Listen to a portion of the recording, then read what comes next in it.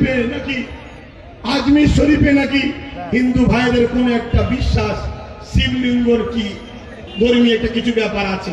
আমি ভাই কারো ধর্ম নিয়ে বেশি কথা বলা পছন্দ করি না, এটা প্রেমের জিনিস।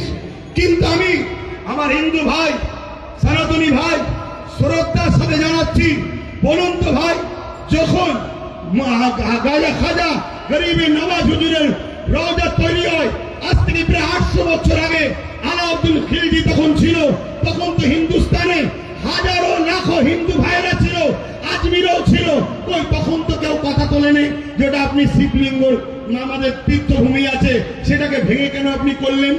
তারপরে আরো অনেক হুকুমতরা এসেছে, কই কখনো তো কোনো হিন্দু ভাই সনাতন ভাই আওয়াজ তোলেনি।